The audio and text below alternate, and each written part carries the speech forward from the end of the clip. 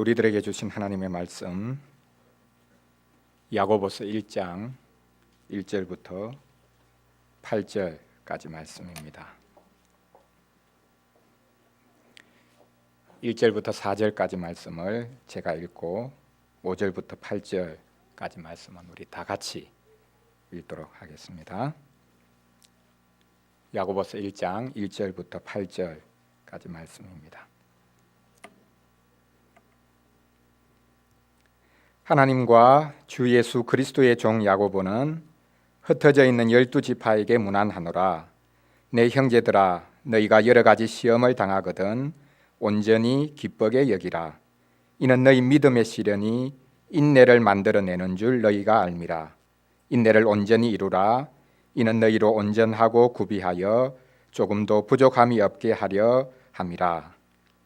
너희 중에 누구든지 지혜가 부족하거든 모든 사람에게 후히 주시고 꾸짖지 아니하시는 하나님께 구하라. 그리하면 주시리라. 오직 믿음으로 구하고 조금도 의심하지 말라.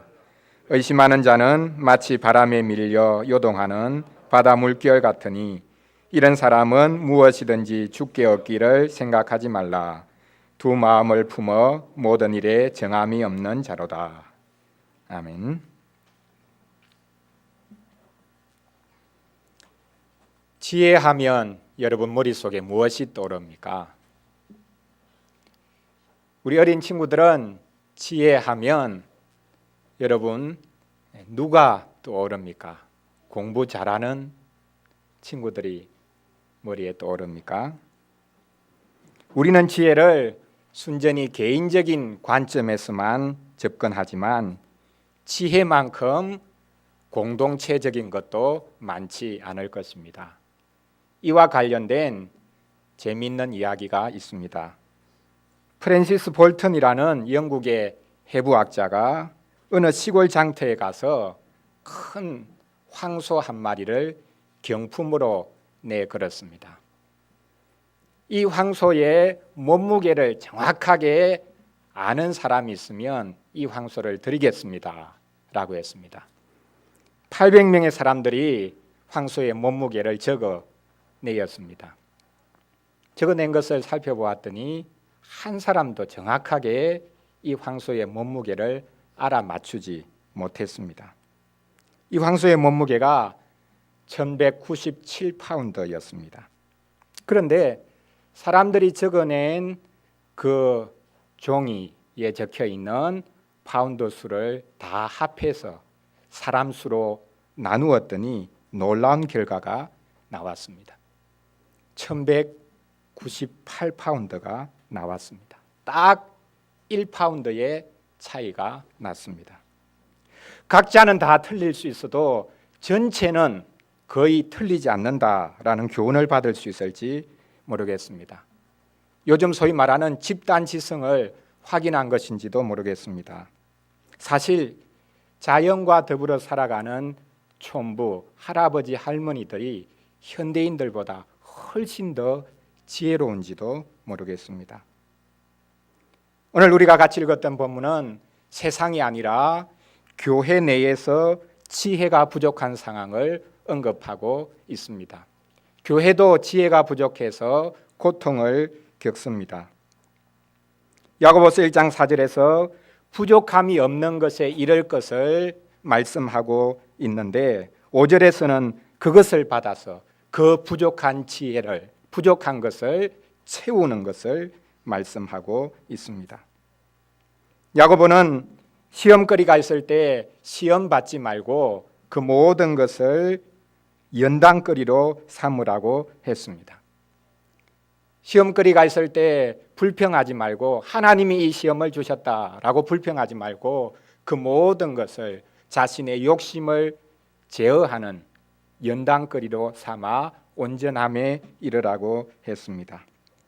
잘 인내하면 부족함이 없는 자리에 설 수 있고 하나님 보실 때에 온전하고 구비하고 조금도 부족함이 없는 상태에 이르게 될 것이라고 말씀하고 있습니다. 그러면 이 온전함에 어떻게 이룰 수 있는가? 그것이 바로 지혜라고 말씀하고 있습니다. 지혜가 부족하면 온전함에 이르지 못한다는 말씀입니다.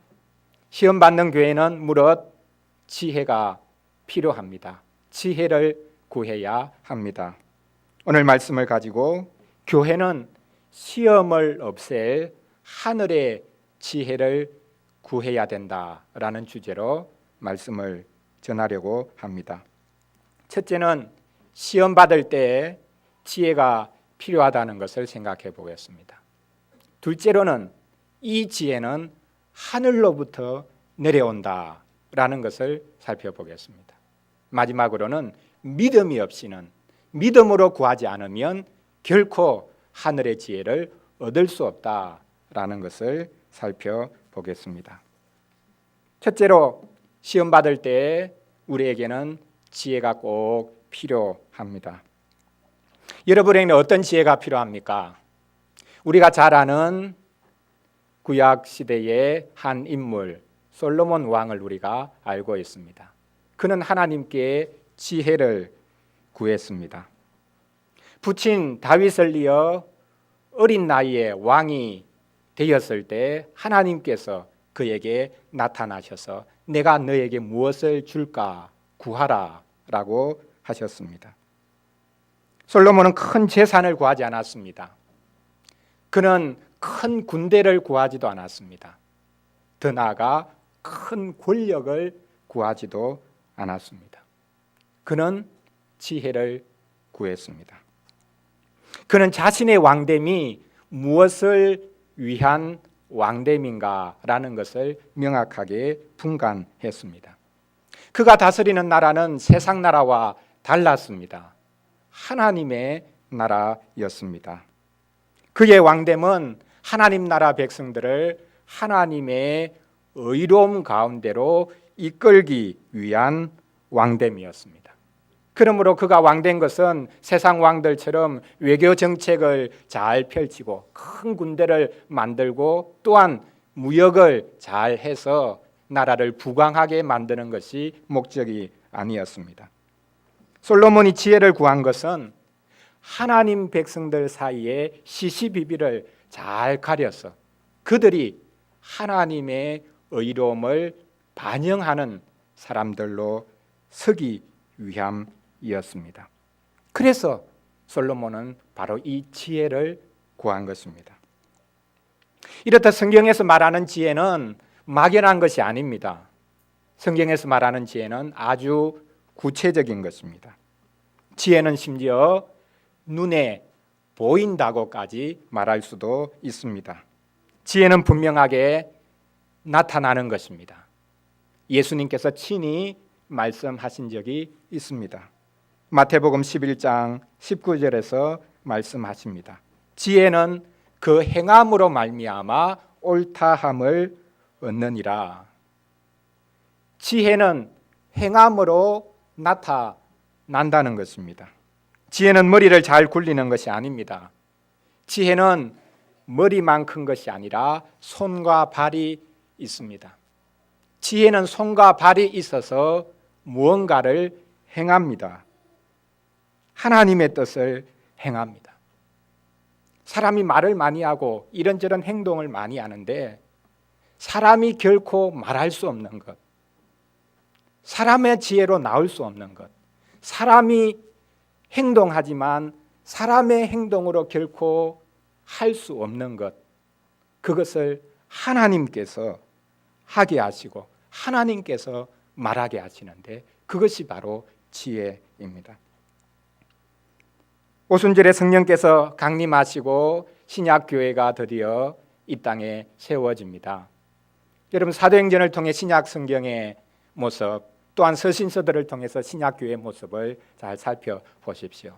성령이 임하셔서 세워진 교회에 각종 은사들이 넘쳐납니다.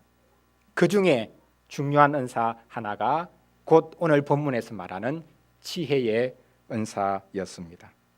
이 지혜의 은사는 하나님의 말씀을 구체적인 상황 가운데 적용해 주는 은사였습니다. 말씀을 지식적으로만 머릿속으로만 아는 것이 아니라 하나님께서 주신 그 말씀을 구체적인 상황 속에 적용할 수 있는 은혜, 적용할 수 있는 선물, 그것이 바로 이 지혜의 은사였습니다. 오늘 말씀에 비추어 보면 이 지혜의 은사는 우리의 욕심을 온전히 내려놓고 평안 가운데 서가기 위한 은사다. 시험 가운데, 온갖 종류의 시험 가운데 하나님이 주시는 평안을 누릴 수 있는 유일한 길, 그것이 바로 이 지혜의 은사인 것을 알 수 있습니다. 야고보는 누구든지 지혜가 부족하거든 하나님께 구하라고 합니다. 이 지혜는 개인적인 지혜에 그치는 것이 아니라 하나님의 교회가 참 하나님의 교회답게 서기 위한 지혜입니다. 그러므로 개인적인 지혜라기보다는 공동체적인 지혜라고 말해야 할 것입니다. 야고보서 1장 9절 이하에 가난한 사람과 부자 이야기가 나옵니다. 그리고 그 이후에 교회가 겪고 있는 다양한 문제들을 언급하고 있습니다. 교회 내에 서로 다투고 또한 억압하는 일들이 일어났습니다. 그래서 교회가 구해야 될 이 지혜는 각종 다툼들 또한 모든 시험거리들을 이기는, 아니 그것들을 없애는 지혜다라는 것을 알 수 있습니다.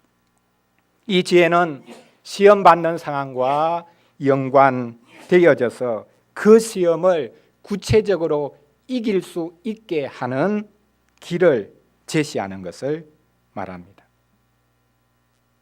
우리가 이 현실 가운데 살아가고 있기 때문에 지혜가 필요합니다. 개인적으로 시험을 돌파하고 살아남을 수 있는 지혜 정도가 아니라 하나님의 교회가 이 세상 가운데서 그리스도의 몸으로 우뚝 서기 위해서 가장 필요한 것이 바로 지혜입니다. 다른 사람은 어떻게 되었든지 상관없고 나 자신이 문제를 잘 해결하고 돌파하는 것만 생각한다면 그것은 사실 오늘 본문에서 말하는 지혜와는 아무런 상관이 없습니다. 그래도 우리는 개인적으로 시험을 잘 피할 수 있는 길을 찾으려고 합니다.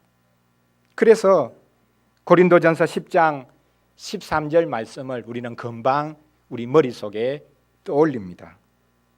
사람이 감당할 시험 밖에는 너희가 당한 것이 없나니 오직 하나님은 미뻐사 너희가 감당하지 못할 시험 당함을 허락하지 아니하시고 시험 당할 점에 또한 피할 길을 내사 너희로 능히 감당하게 하시느니라. 여기서 무엇이라고 말씀하고 있습니까? 하나님은 감당하지 못할 시험 주지 않으신다. 시험이 오면 피할 길을 주신다라고 말씀합니다. 얼마나 좋습니까? 이렇다면 아무런 걱정할 이유가 없을 것입니다. 그러나 여기서 말하는 이 시험을 피할 지혜, 이것은 어떤 시험이라도 요리조리 피해 나갈 수 있다라는 것을 말씀하는 것이 아닙니다. 사실 오늘 본문도 마찬가지지만 바로 이 고린도 전서에서 말씀하는 시험을 피하는 지혜는 요리조리 피해 나가는 지혜가 아니라 실은 시험 자체를 없애는 지혜를 말합니다. 왜냐하면 이 시험은 욕심으로부터 나왔기 때문에 시험을 뿌리로부터 제거하는 그 지혜를 말하고 있습니다. 시험을 없애는 지혜, 이것이 도대체 무슨 말입니까?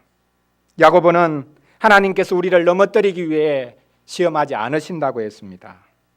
우리는 욕심거리로 말미암아 시험을 만든다고 했습니다. 그래서 야고보서에서 말하는 시험은 없어야 할 시험입니다. 분명히 시험거리가 있지만 없어야 할 시험입니다.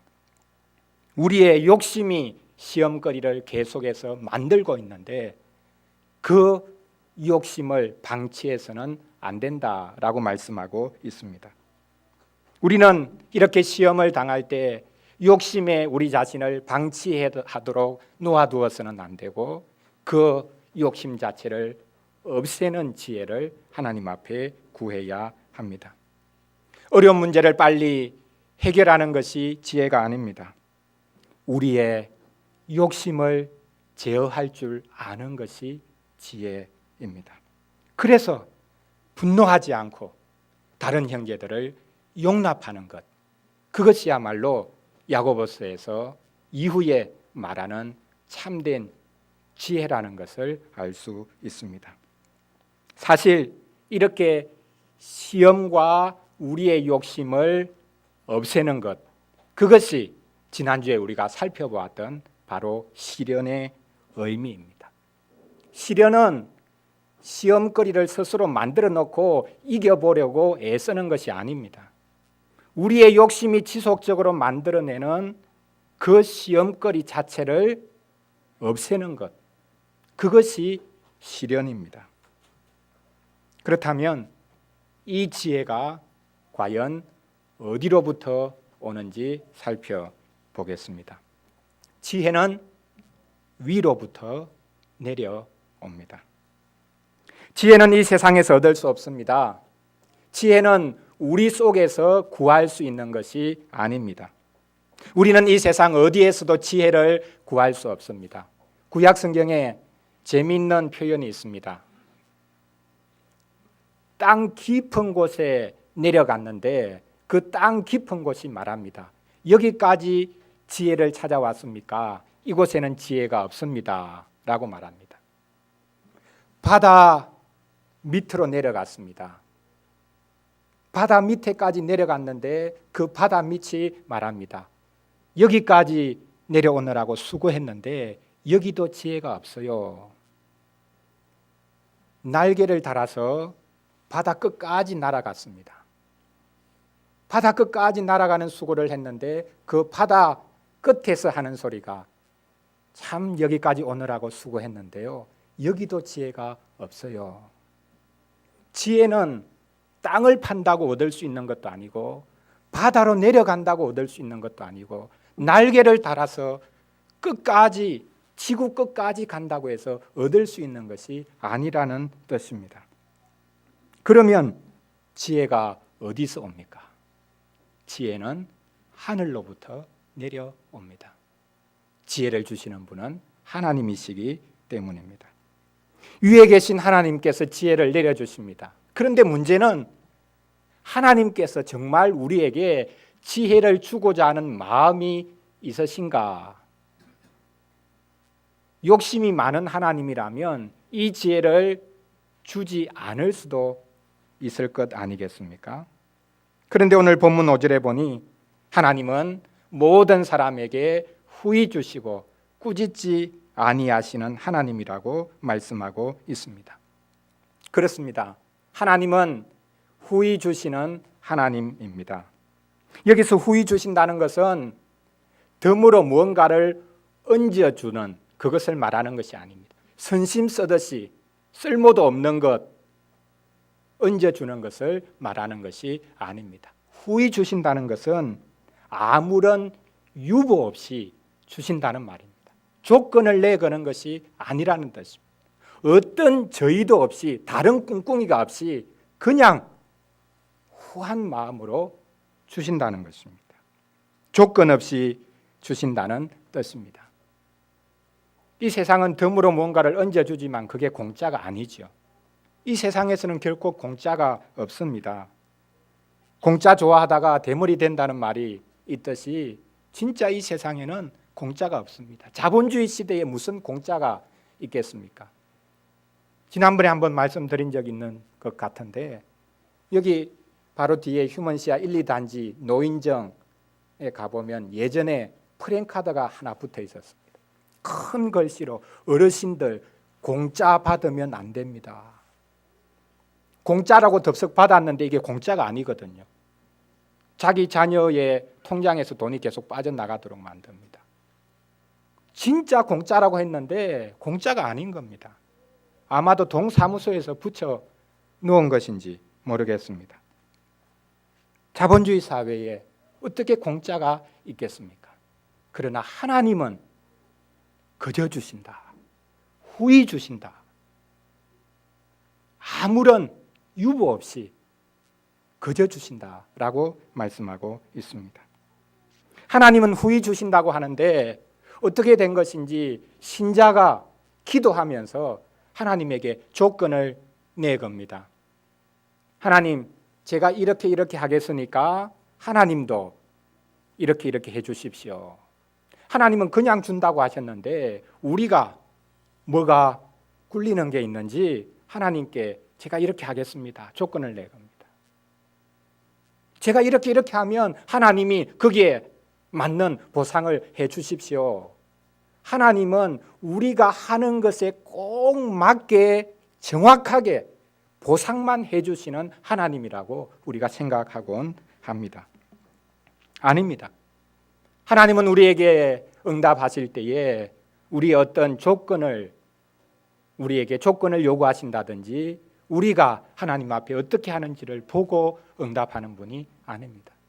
하나님은 오직 우리 주 예수 그리스도께서 이루신 공로에 근거해서 은혜로 응답하시는 분입니다. 물론 하나님의 백성이 행하는 것에 대해서 하나님께서 상급을 주십니다. 상급에 차등이 있다, 그렇게 성경에서 기록하고 있습니다. 그러나 그 상급조차도 우리가 행한 것에 정확하게 맞아떨어지는 방식의 보상이 아니라 그 상급조차도 은혜로 베풀어 주시는 상급이다라는 것을 우리가 알아야 할 것입니다. 하나님은 후히 주신다고 했습니다. 그리고 또한 하나님은 아무런 차별 없이 주신다고 말씀하고 있습니다.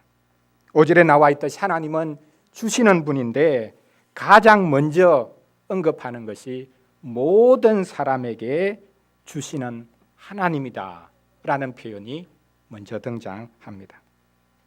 모든 사람에게 하나님은 주신다. 하나님께서는 사람을 차별하지 않으십니다. 하나님은 선한 사람과 악한 사람을 차별하지 않으십니다. 하나님은 선한 사람뿐만 아니라 악한 사람들에게도 햇볕을 내려주시고 비를 내려주십니다. 그런데 우리는 못된 마음이 있어서 하나님, 악한 사람들에게는 햇볕도 내려주지 마십시오. 그렇게 말할 때가 있습니다. 농사를 짓는데 하나님, 저 못된 심보를 가진 사람에게는 저 집 논에는 비도 내리지 마십시오. 다른 곳은 다 비가 오는데 그 못된 심보를 가진 그 사람의 논에는 비도 내리지 말아달라. 이것이 우리가 가지고 있는 생각입니다. 하나님은 편벽된 분이 아닙니다. 하나님은 모든 사람을 공평하게 대하십니다. 하나님은 악한 사람에게 벌 주시는 하나님이시지만 그렇다고 해서 그들에게 동일하게 내려져야 될 것을 거두어 가시는 분은 아닙니다. 마지막으로 하나님은 꾸짖지 않으시는 하나님이다라고 말씀하고 있습니다. 하나님께서 꾸짖지 않으신다고 하니까 참 좋습니다. 현대인들은 하나님이 꾸짖지 않으신다라고 하면 좋아할 것입니다. 구약 성경의 하나님은 꾸짖는 하나님이니까 늘 걸림돌이기 때문입니다. 구약의 하나님은 진화가 덜 된 하나님인지 늘 꾸짖고 책망하고 심판하기를 즐겨하는 하나님처럼 보입니다. 그런데 오늘 신약으로 와서는 이제 하나님은 꾸짖지 않으시는 하나님이라고 합니다. 이제 드디어 하나님께서 마음을 바꾸신 것이겠습니까? 마태복음 11장 20절 말씀에 보면 예수님께서 책망하시는 사건이 기록되어 있습니다. 예수님께서 권능을 많이 베푸셨는데 수많은 기적과 능력을 행하셨는데 그것을 행한 말들이 회개하지 않습니다. 하나님께로 돌이키지 않습니다. 그래서 예수님께서 화가 나셔서 분노를 터뜨리십니다. 고라신과 벳세다, 가브나움을 향해서 예수님께서 진노하십니다. 완전히 멸망한 두로와 시돈이 고라와 벳세다보다 견디기 쉬울 것이다 라고 하십니다.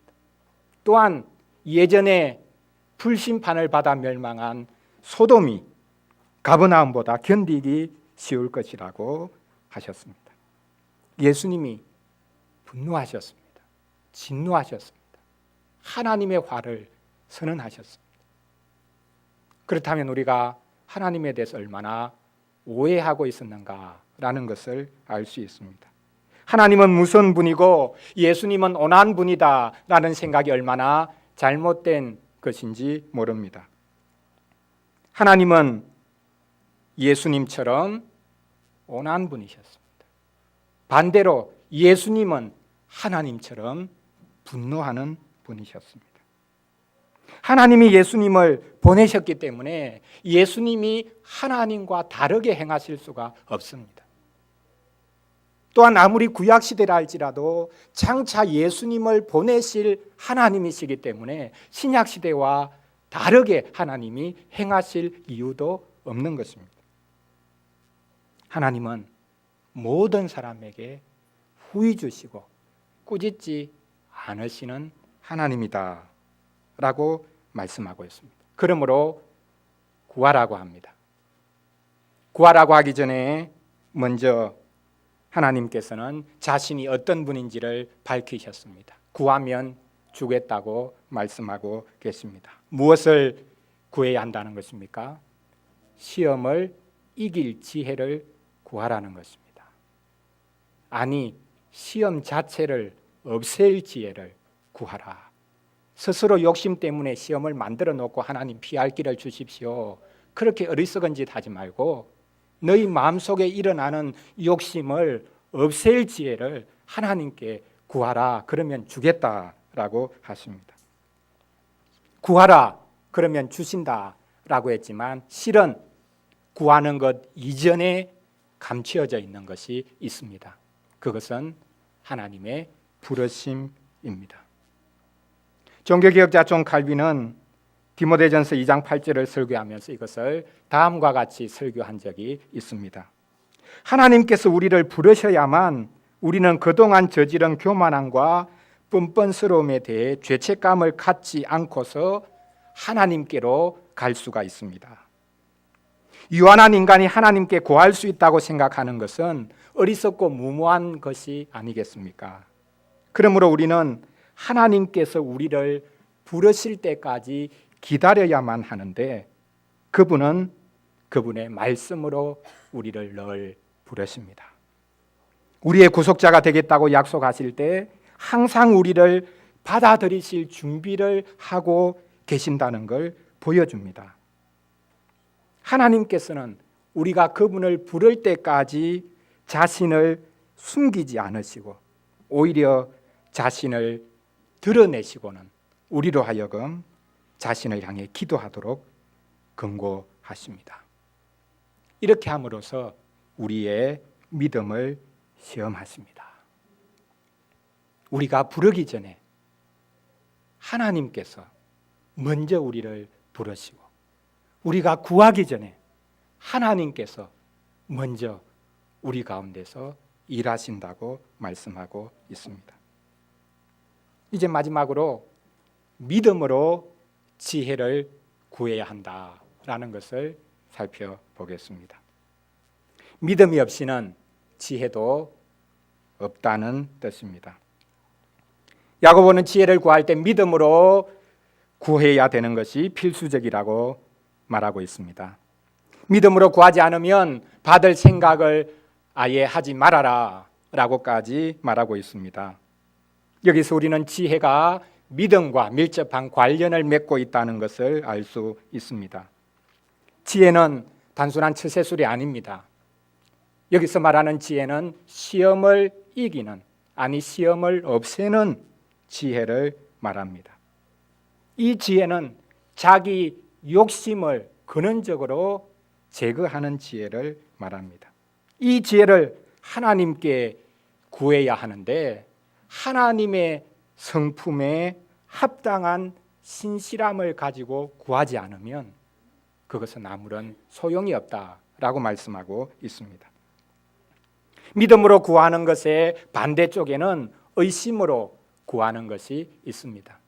의심으로 구하는 사람은 마치 바람에 밀려 요동치는 바다 물결 같다라고 말씀하고 있습니다. 이 야고보서를 받은 교회가 바람이 늘 불고 바다 물결이 치는 그것을 지켜볼 수 있었던 바닷가 근처에 있었던 교회였는지 모르겠습니다.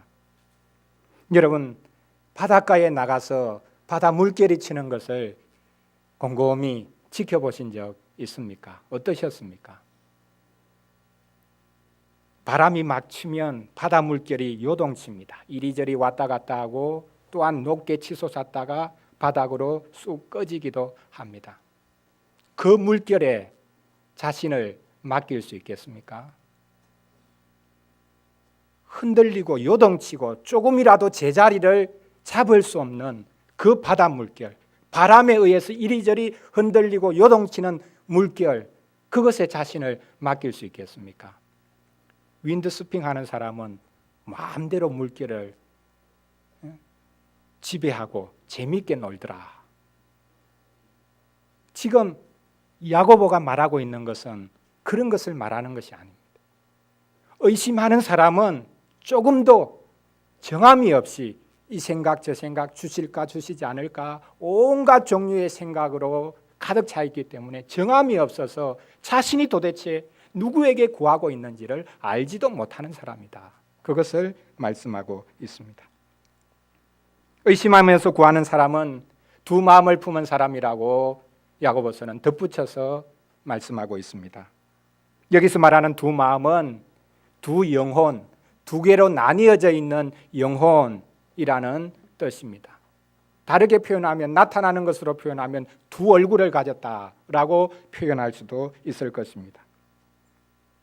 모든 율법이 무엇을 말하고 있습니까? 마음을 다하여 주 너희 하나님을 사랑하라 라고 말씀하고 있습니다. 마음을 다하라는 게 뭡니까? 어떻게 하는 게 마음을 다하는 겁니까? 여기 마음을 다하라라는 것은 한 마음으로 하나님을 사랑하라 그런 뜻입니다. 뭘 마음에 있는 것을 억지로 끌어올리라는 뜻이 아니라 나누어지지 않는 한 마음으로 하나님을 사랑하라라는 뜻입니다. 신자들이 구하는 지혜는 자신의 욕심을 없애고 하나님의 뜻을 따르는 것이 목적이어야 합니다. 그런데 이 목적과 상반되는 마음을 가지고 있으면서 하나님께 구해본들 하나님께서 그 기도에 응답하시겠습니까? 그것은 하나님을 속이는 것이고 자기 자신도 속이는 것이 될 것입니다. 사랑은 한 마음입니다. 사랑은 갈라지지 않는 마음을 가지고 있습니다. 우리는 구약시대 선지자 엘리야의 시대를 잘 알고 있습니다. 당시 아방 시절에 북왕조 이스라엘은 하나님과 바알을 겸하여 섬기고 있었습니다. 그래서 선지자가 갈멜산으로 바알과 아세라를 섬기는 제사장들, 그들을 부르지요. 우리가 기도해보자.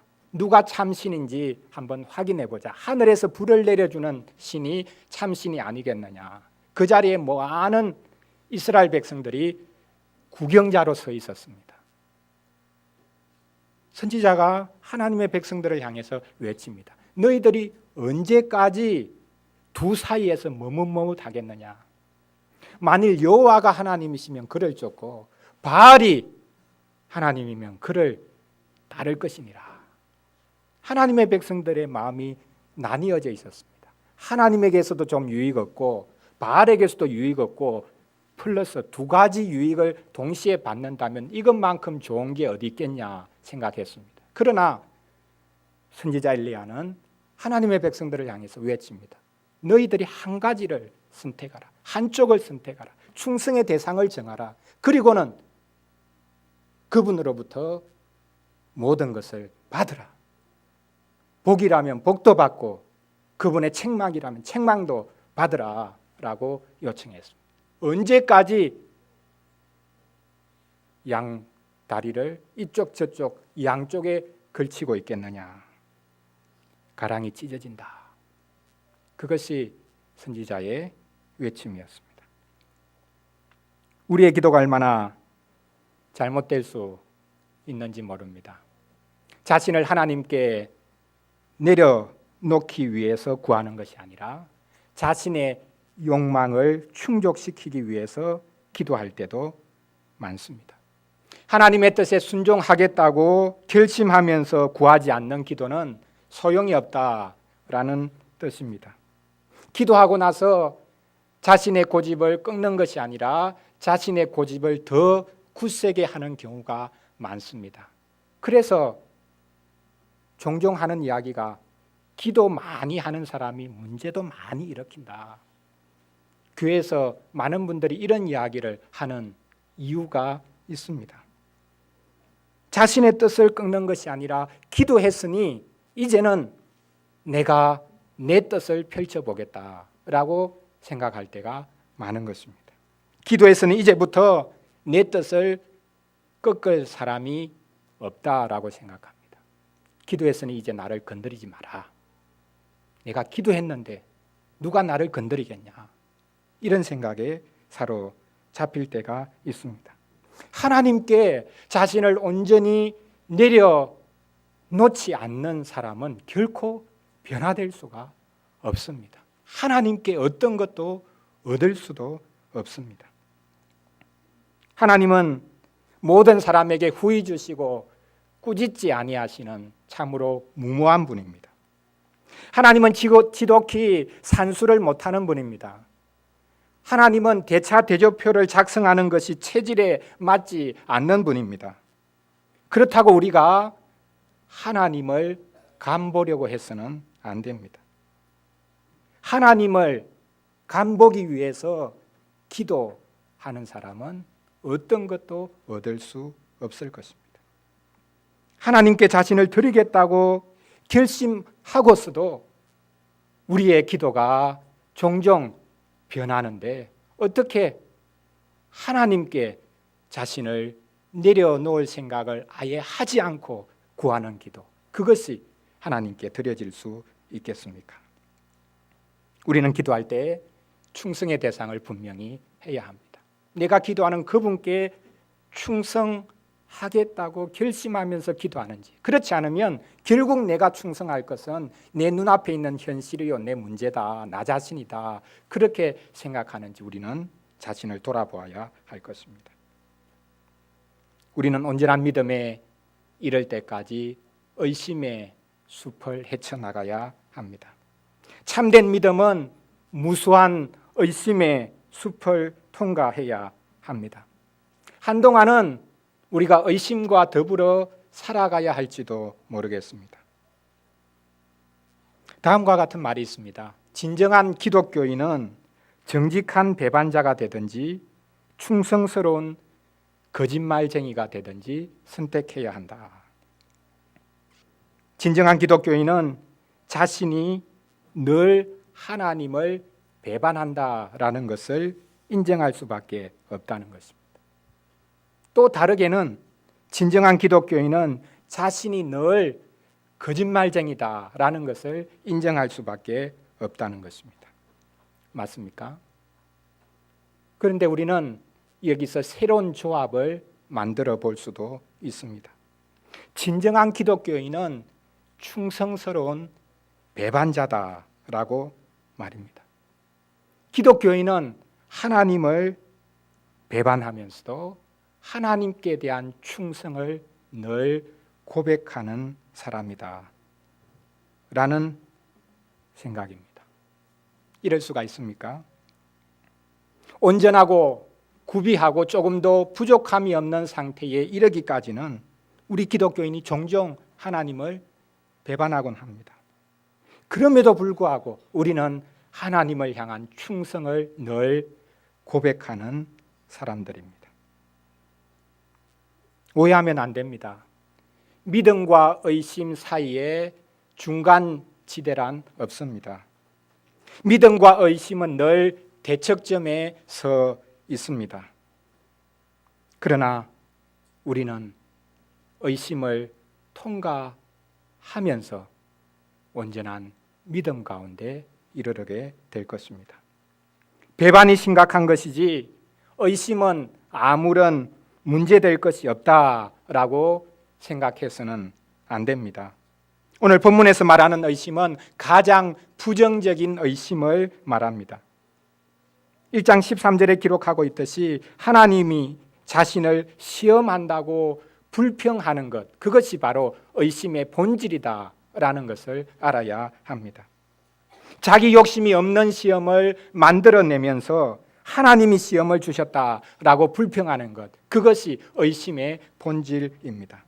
이렇게 의심하는 사람은 하나님이 좋은 은사와 온전한 선물을 내려주시는 분이다라는 것을 알지 못합니다. 하나님이 독생자까지 보내주셔서 우리를 위해 희생하신 것을 보고도 하나님을 향해서 의혹의 시선을 거두지 않아야 되겠습니까?